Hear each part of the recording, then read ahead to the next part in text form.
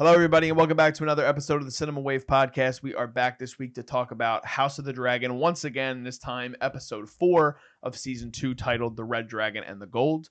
I am one of your hosts. My name is Darian Scalamoni. I am joined this week in his first House of the Dragon appearance, Mark Jacobino. Gentlemen, Liz, I'm so sorry for taking your spot. I feel spoiled coming in on this episode, but I'm so excited to talk about it. And also Vinny Albano. Hello, hello.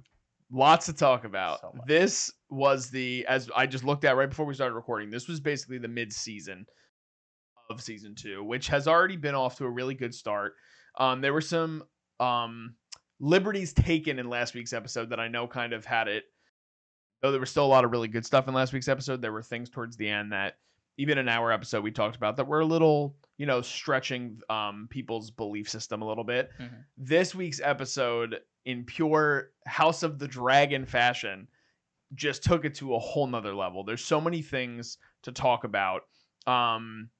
But Mark, this is your first time obviously covering House of the Dragon on the channel. I want to know what were just sort of your broad thoughts on the episode, because there's a lot that happens and something maybe in particular that stood out to you the most in the episode. Yeah. I mean, the shoe finally dropped. I mean, a lot of people have been saying that the tension's been turning, and this was finally the moment where the War of the Dragons finally started, and you see the brutality of that and the aftermath of that, and it just feels like the wind is taken out of you when you see the battlefield. You see the loss of life, and obviously the loss of almost 2 dragons. We don't really know if Aegon and his dragon are okay, but I really loved it. It was great. I love that the dragon rider and the dragon relationship was explored. We have those nice moments with Rhaenys and Meleys before the battle, during the battle, and then obviously when the moment happens and the dragon looks back at her.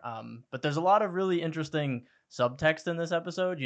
Why does Aegon tell Viserys, Vhagar to fire when he sees Aemond? Does that mean that he knew he was going to kill him and take the throne, or was it just collateral? Why does Rhaenys go back into battle when she knows she's probably outmatched by Vhagar? She decides to go back. We have earlier in the episode, I think they were implying that Corlys had a bastard, and that's what that son was, and maybe that is feeding into her mentality, because their relationship has been shown to be like really strong throughout the season, like one of those couples that is actually good in the Game of Thrones universe, and now we see that might not be true, and maybe that's why she kind of volunteered for maybe like a suicide mission.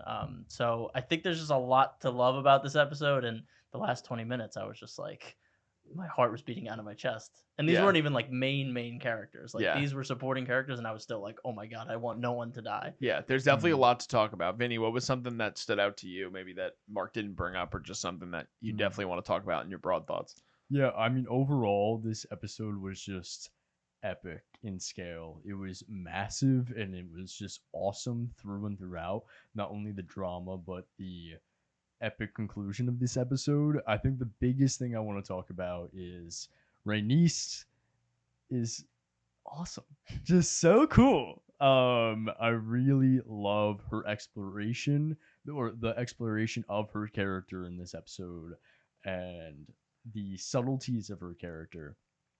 I am very sad to see her go, but yeah, that's specifically, I guess we can kind of bounce around, but that's kind of what I want to focus on. Yeah, so let's dive in with the end first, right? I mean, so much happens, like Mark alluded to too, with the subtext and other things sort of that happened throughout the episode that are going to have a bigger implication going forward, but also in the climax of what happens in this episode, right? We get this big battle of dragons that happens at the end, which we've all kind of been waiting on, and especially based on the conclusion of what happens in season 1, you're kind of waiting, like you said, Mark, for the shoe to drop, so to speak.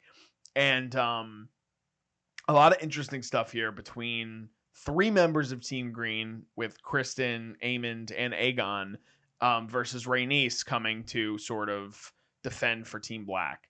And there's a lot of emotion baked in all of these characters and their choices that they make, right? So on one hand, Kristen decides to do something that kind of makes 0 sense. He's like, we're going to go out in broad daylight and we're going to try to take this land. And it's like, Sir Gawain is the one that's like, I'm being rational here. Like, Yeah. that sounds crazy. Do you not realize that there are dragons everywhere? And he's like, I have this plan. Mm. Obviously, the plan gets fucked up because of so much of the psychology of Aegon in this episode. And there's so much to dive into with his character in this episode and the relationship with Aemond that has a crazy implication. And I don't want to necessarily dive into exactly what Aemond does yet, because there's a precursor to what led maybe to that happening, right? Right. The conversation that they have at the table Mm. is such a good scene Yeah. where Aemond is talking in Valyrian to Aegon to make him look stupid. And it's so interesting to see, especially with the time jump from season 1 and knowing that Aegon was constantly mocking Aemond as the older brother and always telling him, like, always just like kind of bullying him and pushing him around. And now Aemond is in a position where he is so much stronger, so much more cunning, smarter, more battle ready than his idiot king brother. Mm. And I love the dynamic of the table scene leading to Aemond eventually basically attacking his brother for the reason that, even though they make it seem like that's not what he's doing, that's how I took it. How did you take it, Mark? Yeah, I just want to say I love Aegon as a character. I know some people were scared he was going to be like a Joffrey-esque character, but I absolutely love his just emotional state, how we understand that he is an idiot, he kind of is privileged and entitled to all of these things, but on the other side you realize he is just like this kid that was he could have been prepared for it, but he was just grew up in a lap of luxury that he's like, well, I don't really need to take this life seriously. And now, people aren't taking him seriously for good reason. But just seeing his mental state, we have those small scenes where it's just him alone, just crying. His Allison walks in on him like multiple times doing this. And I just love this, this culmination of all these little scenes to him just breaking, getting drunk, getting on his dragon and saying, they don't need me. I'll show them how much they need me. And ultimately leading to his apparent demise. I still do think they intentionally did not show like him dying for a reason. I think, he'll be decrepit, and obviously Aemond is very much ready to kill his own brother. Because he does walk up to him at the end with his sword, like pulled out, and then Kristen's like, yo, what are you doing? And he's like, nothing. Brother's over there. So I think, yes, the breaking point of last week of him humiliating him in front of the prostitute was not good. The years of kind of being overstepped by his brother. And as we kind of alluded to off camera, Daemon and him are on the same path. One was passed up. Even though they have these older brothers, they were probably maybe the more expected choice. Daemon is a strong, like, cunning warrior. Viserys was more of a peacemaker, and some people don't want that as a king. And Aemond has been taking life seriously this whole time, while Aegon's been slacking off with his friends in the Kingsguard. So there's very much the jealousy on both ends. So I think it was on purpose, but I think that's what's interesting, is that you can have those conversations. Yeah, Vinny? Yeah, I 100% agree. You talked about how we're seeing a lot of introspection on Aegon's character, and I love the scene in this episode, like right before his breaking point, when Alicent comes in, and for the first time, how they have the insider inside the episode after the episode ends. Mm-hmm. And the showrunner was talking about how Alicent currently, she just had this near assassination attempt, had this crazy conversation with Rhaenyra that no one knows about besides her and Rhaenyra, and her head's kind of in a whirl, and for the first time she just is so blunt with her son, to the point where, like, she tells him, do nothing. We don't want anything from you. The best thing you could do is just do nothing. And he doesn't take that well. He gets drunk, and I found it perfectly, like, the dramatic irony behind it, of like him getting drunk and riding into battle on top of a dragon.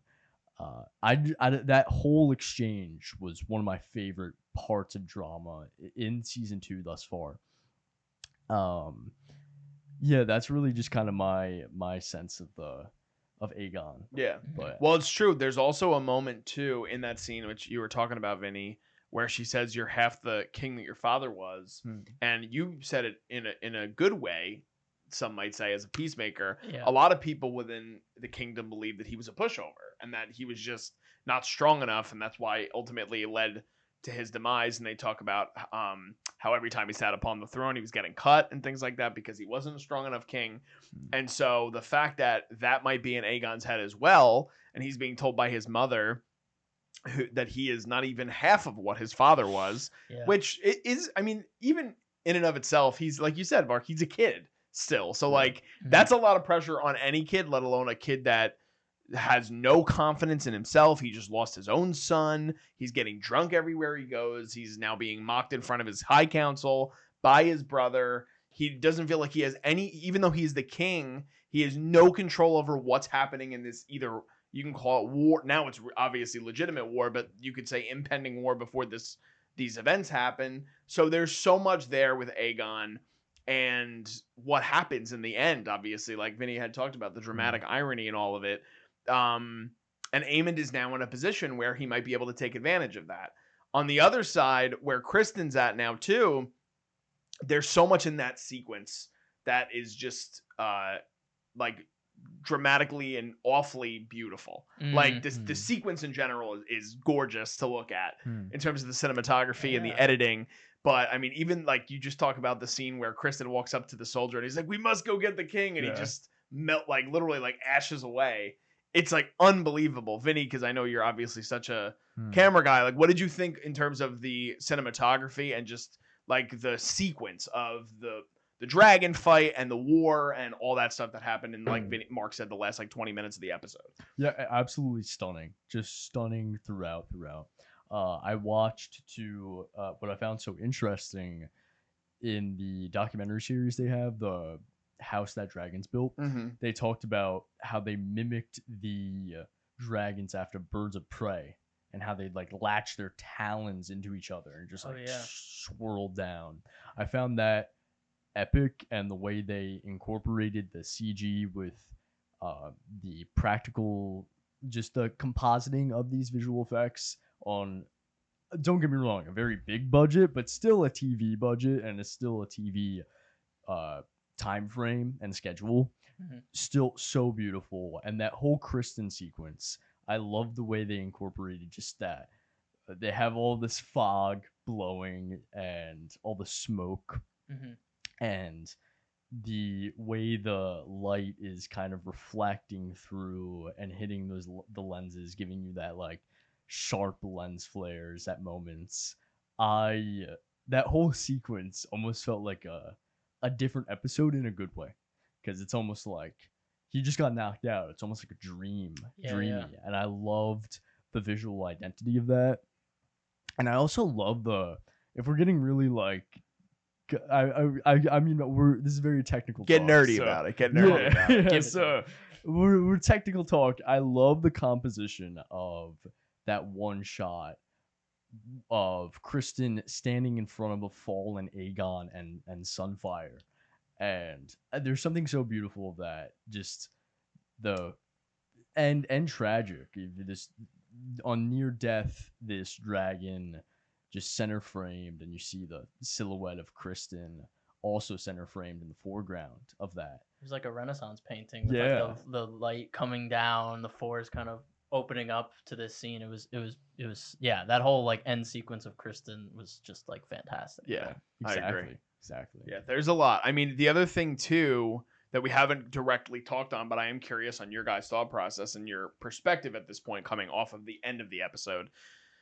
So much more damage was done to Team Green in this whole plan. I mean, they lost a ton of men, even in the fact that like Aemond trying to take, and again, you can say Aegon is a bad king, he's an immature king, all that is probably true, right? Right. So Aemond taking over might be something that is good for Team Green. However, they lost a ton of men. Their king is now decimated. Like, again, we're not sure if he's dead. We're all assuming he's probably not, but still he can't be in good shape. We don't know about one of their dragons.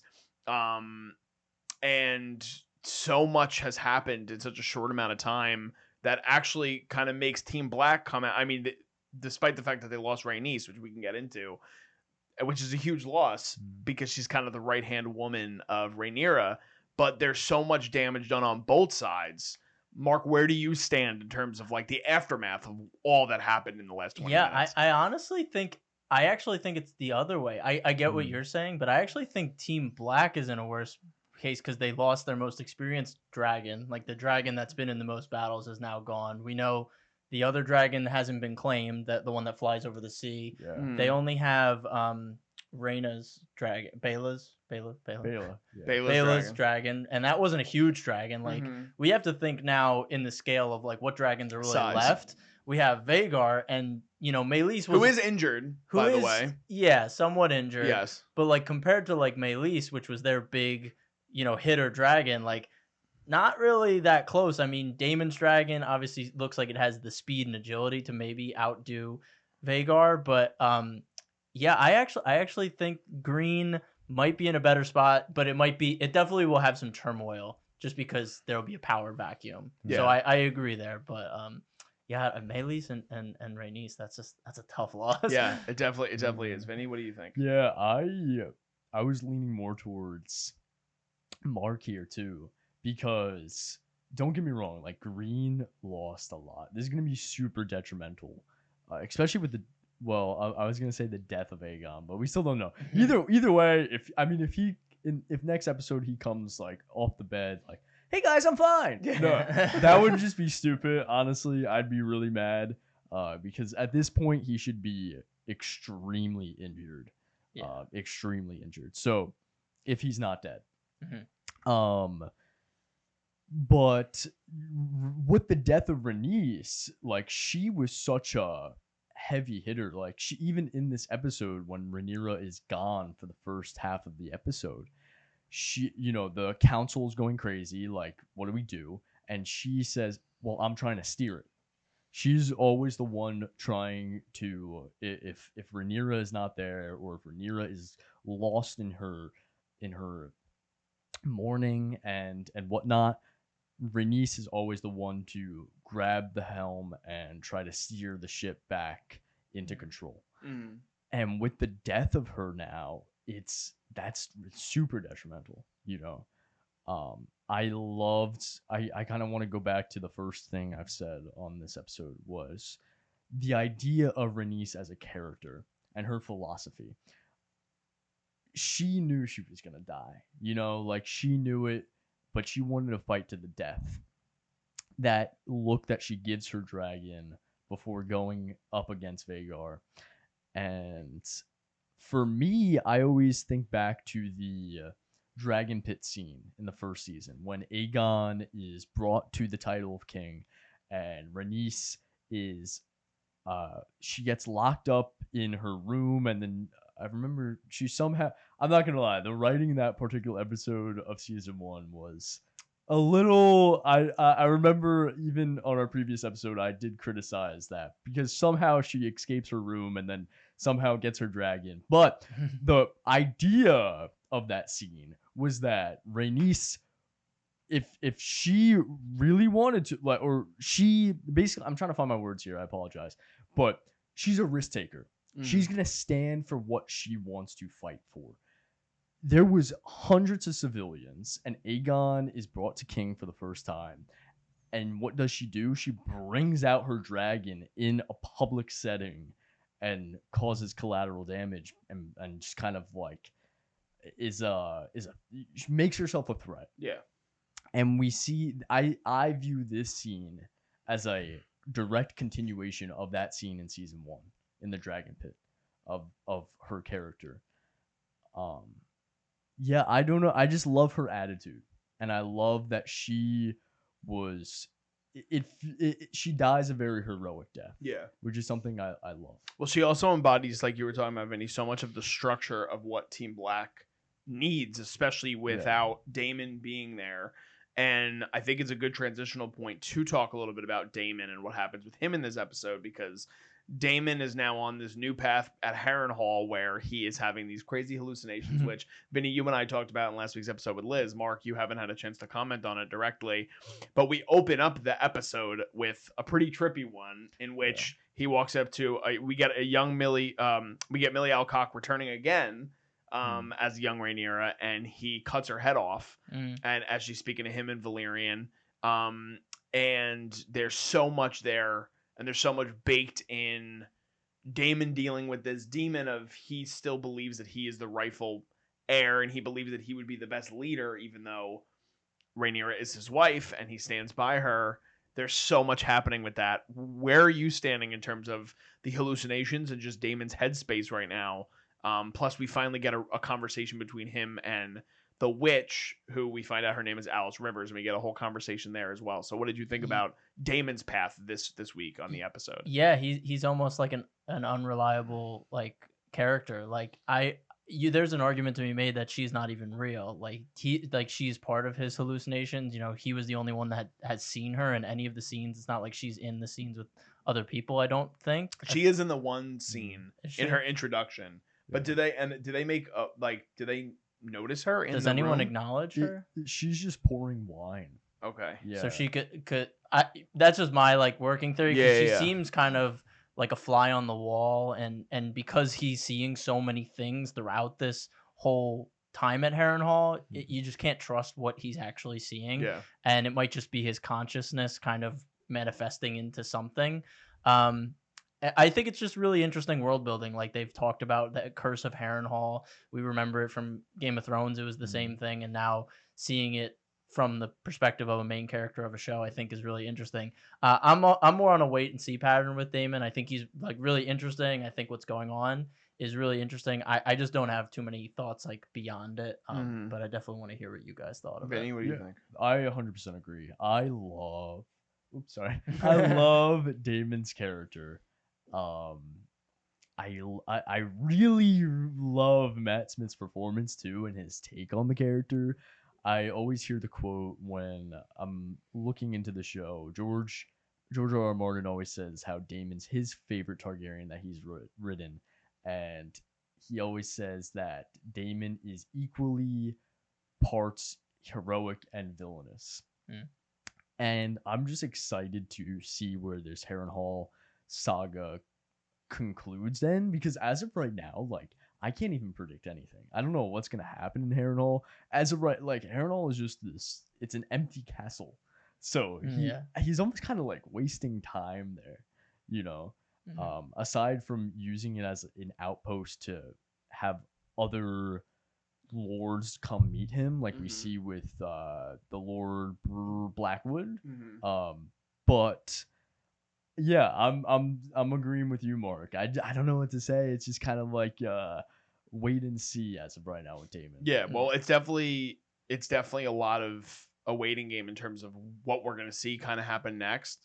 It's not even that his character is sort of taking a back seat. It's just that he is now in a different predicament, and it's so much dealing with the internal struggle that he's had from the very beginning of the series, which we've seen with Rhaenyra.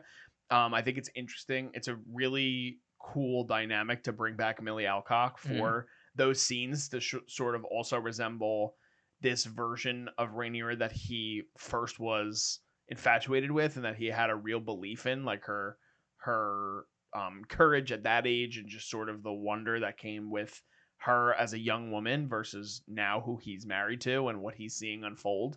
So I definitely think that's interesting.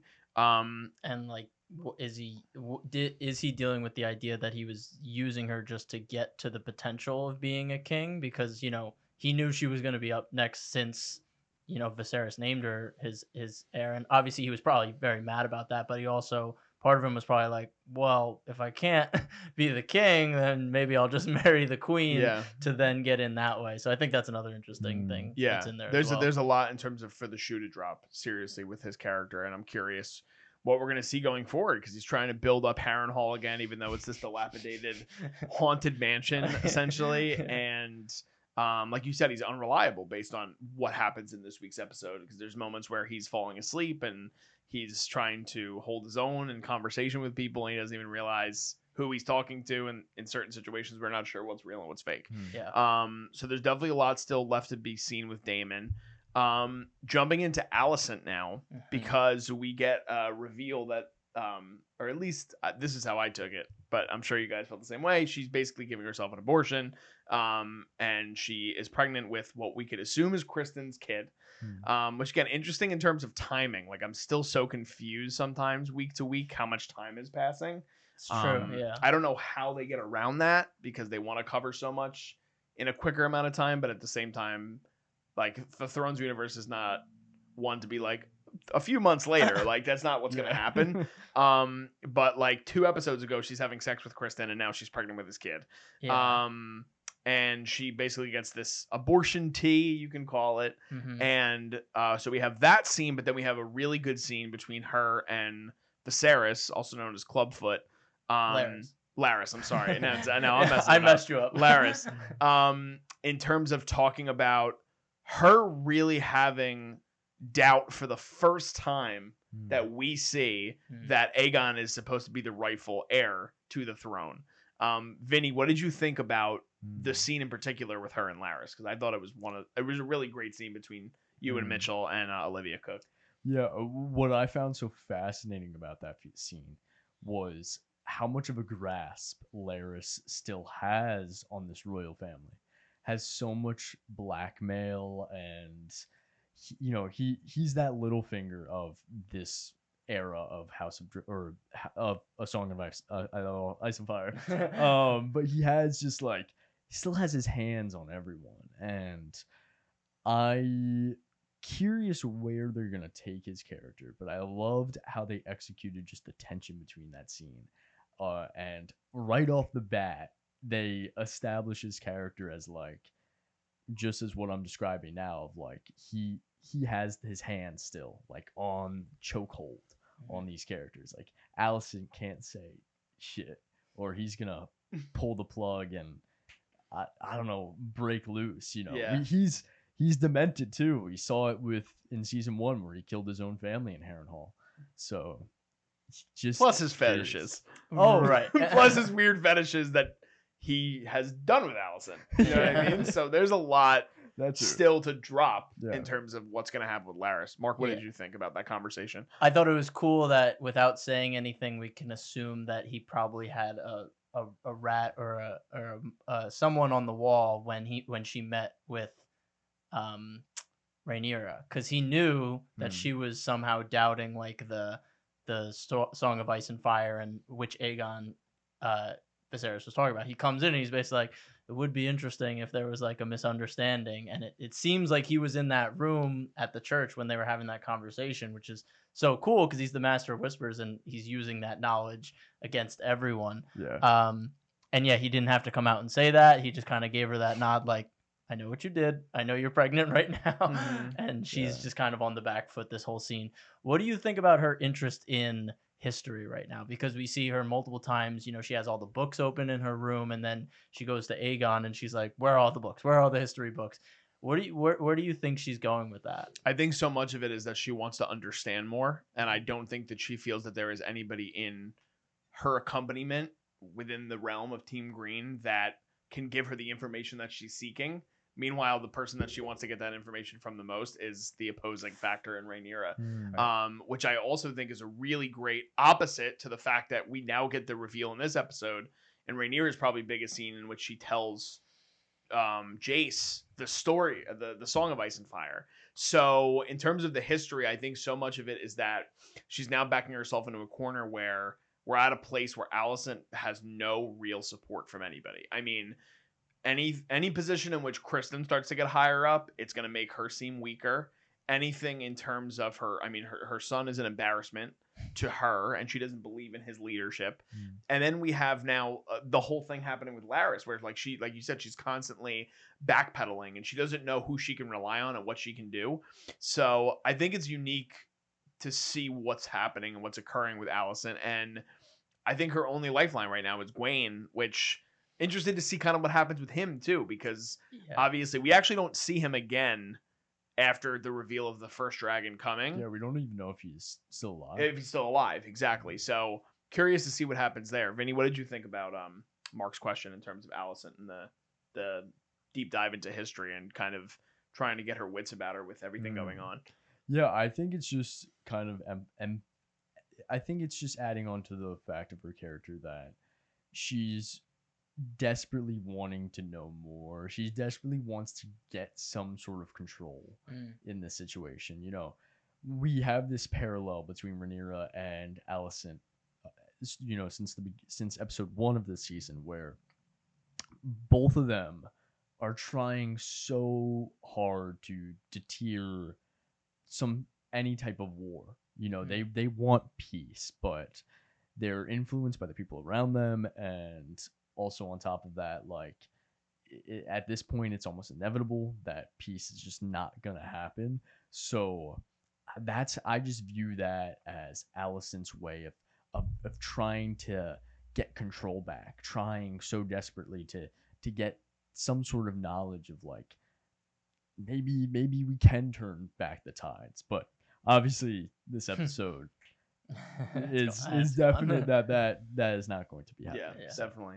I don't know how much. I mean, we've covered a lot of what happens in this episode. Did you have maybe a prediction on what's going to happen next week and anything else wanted to talk about in terms of this week's episode? I think I would love to talk about your opinions on Lord Corlys and how he fits into all this. 'Cause I feel like Rhaenys was kind of his anchor, and like because we know he has ambitions, and she was the one that kind of held him in place. Like Rhaenyra is the queen, and he wanted his son to wed her. Obviously, he got killed. So Corlys now, without Rhaenys to keep him in check, is now a very potential big player.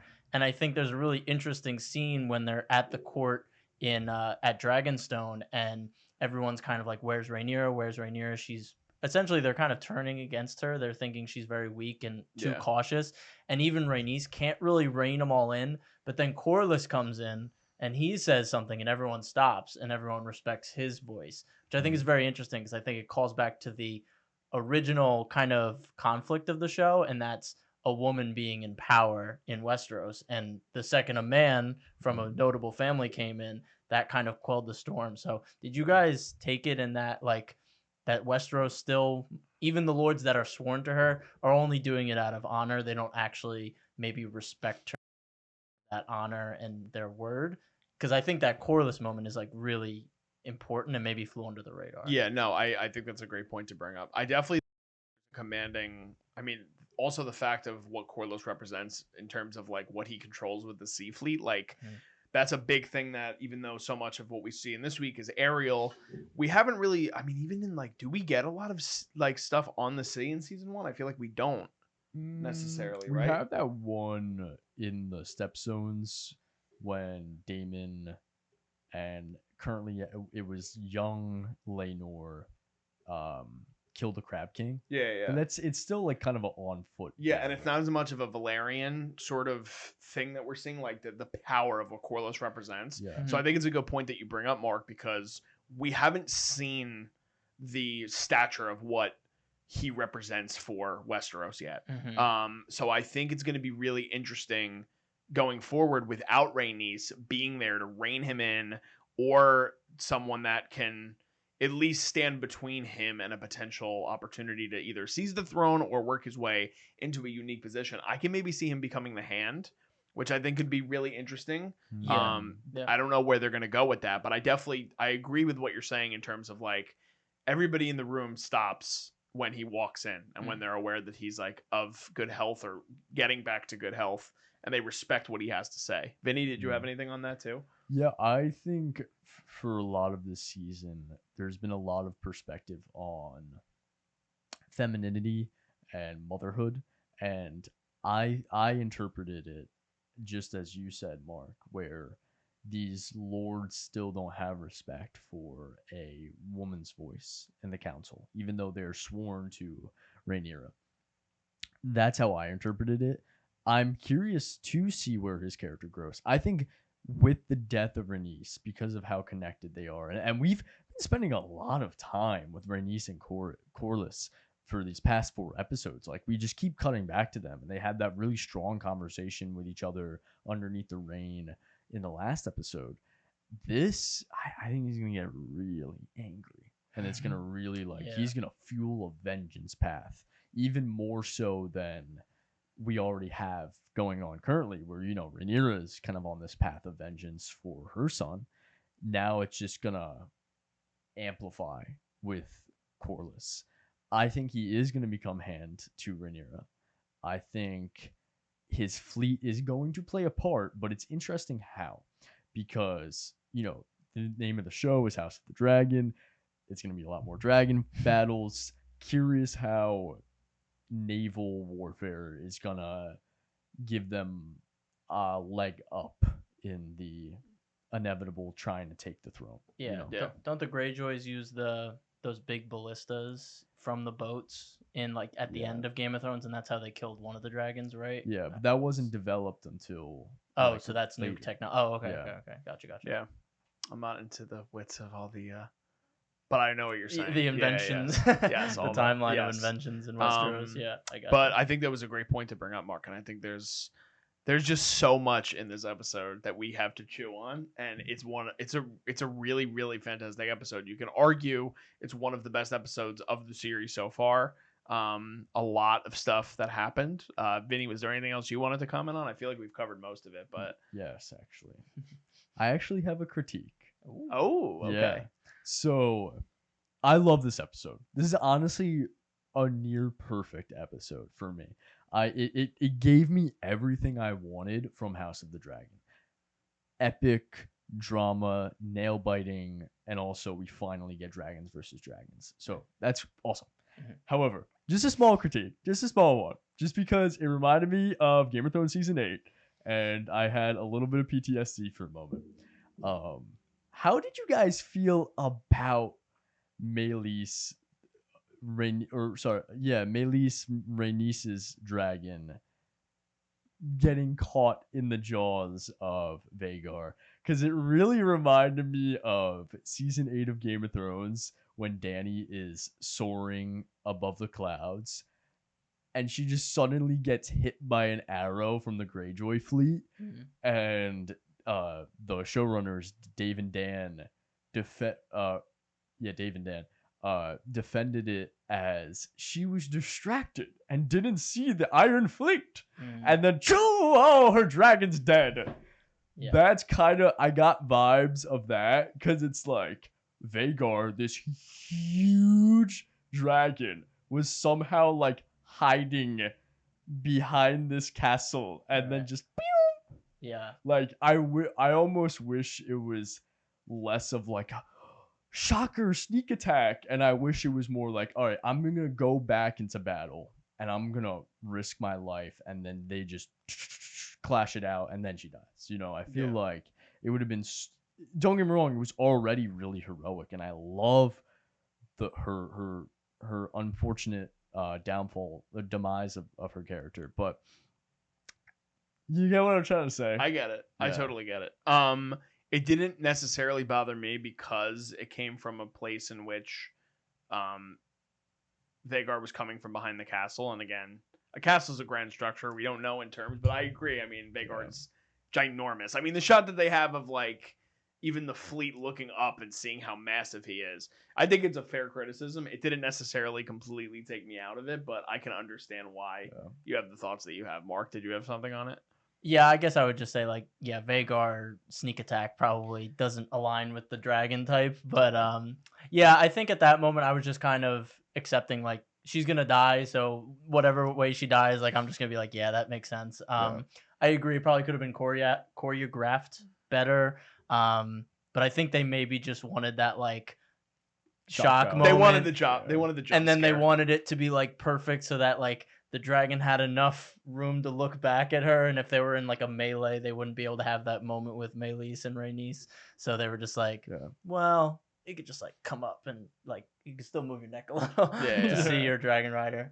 True. At least they have Rhaenys looking around too. It's not like something where it just happens out of nowhere and it's like she's not even like acknowledging the fact that Vhagar might still be around. Right. She's like, where the fuck is this dragon? Like if we want to talk like maybe like the Game of Thrones season 8, like the conveniences, like how like all 3 of these dragons like started on like very different parts of the map, but like Vhagar's already hidden by the time, but he was just in a council meeting, and then like the next scene he's already like hidden in the forest perfectly. Sunfire, I mean, obviously Westeros could be the size of Scotland, like we don't actually know how big it is, and flying there might be quick for Sunfire, but again, like all of this happens really quickly. Dragonstone was the only one that made sense because they said like this fort was like right across the water from Dragonstone. Hmm. So maybe that was where maybe I was a little bit like, okay, like I like how they set this up, but maybe like the way they sequenced the scenes, it made it seem a bit too convenient that everything lined up perfectly Yeah, to the plan. I think but that's fair. Yeah. That's still always my biggest criticism of this stuff too, which we talked about last week. It's like I don't understand the timing of things yeah. in Thrones. No. I think it's hard to sort of wrap your brain around sometimes how quickly things are happening Yeah. because things take more time to unfold in Game of Thrones and except for the last like season 8, like things sort of happen like this. I Like, think it's just Allison like, actually says in this episode to Larys, she says like my king consort just died a couple weeks ago, like talking about Viserys, right? Hmm. Am I crazy? I don't know. You might be right. I don't remember that. I But you feel might be I feel right. like in the scene She with did say Larys, she that, says like yeah. I'm still grieving the death of my king from a couple weeks ago. And it's like it's only been a couple weeks. Like that all is of this has crazy. happened in a couple of weeks. Like that's kind of wild. But yeah, I agree. Like Yeah. the way they've presented those couple weeks is Yeah. a little bit I shoddy. need to dive into some Easter egg videos, Hmm. some real A things little to figure shoddy. out all that stuff. But I feel like that's pretty much it, though, right? I mean, we basically talked about Yeah. everything. Yeah, is Um, Kristen Cole stay hand now that Aegon's gone? The biggest thing for me with Kristen is going to be the unique position in which he finds himself in because we have, I believe it's episode 1 where he's having that private meeting where it's just him and Aemond. Yeah. So he's kind of on the side of Aemond, and then he gets put into a position of hand, which he never expected from Aegon, and now he's so protective of Aegon, and now he's in a position in which way is he going to go? Because Aegon is now obviously at least battered, maybe dead, but like completely decimated.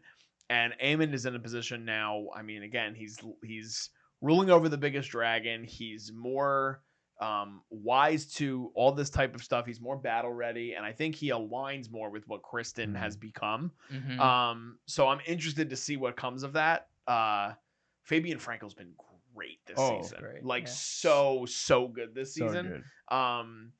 And Kristen, I mean, there's a lot of people online that just hate his character, but like he's doing a That's the great point. that's the Yeah. point of what he's doing. Yeah. So that's my thoughts on it. Did you have anything on How about that? you, Vinny? No, I thought I'm all my brain is all House of the Dragon. We're just stoked for next week. We're Yeah. very So excited for next so week. excited. But that's probably going to do it for us here as we cover episode 4 of season 2 of House of the Dragon. Special shout out to Mark for being on the episode. First time he gets to do House of the Dragon with us. He'll be back next week as Liz and I cover episode 5. But if you guys can, please be sure to like this video if you can. We're on the road to 500 subscribers. We're growing every day. Thank you guys for checking out all the stuff we've been doing recently. We're not only covering House of the Dragon, but we're finishing up Acolyte coverage with Mark and myself. We're covering the boys, me, Vinny, and Michael. Plus, we just did The Bear, all of season 3, so you guys can check that out. Make sure you watch the show first because that's a full spoiler discussion that we did on that as well. But we're doing a bunch of stuff. Plus, movie coverage. We have our review of Maxine out. We have a review of The Bike Riders. We have a review incoming that Vinny did for A Quiet Place Day 1. So there's a bunch of stuff that we're doing. So if you guys can like the video, comment your thoughts below on House of the Dragon, and be sure to subscribe to us as we're on the road to 500 subscribers. Also, you can follow us on social media. We are at Cinema Wave Media and at _Culture Wave Media on Instagram, as well as at Cinema Wave Media on TikTok and Threads, and just Culture Wave on Facebook. Just signing off, I am Darian Scalamoni. I'm Mark Jacobino. And I'm Vinny Albano. And we'll see you guys next time. This is The Culture.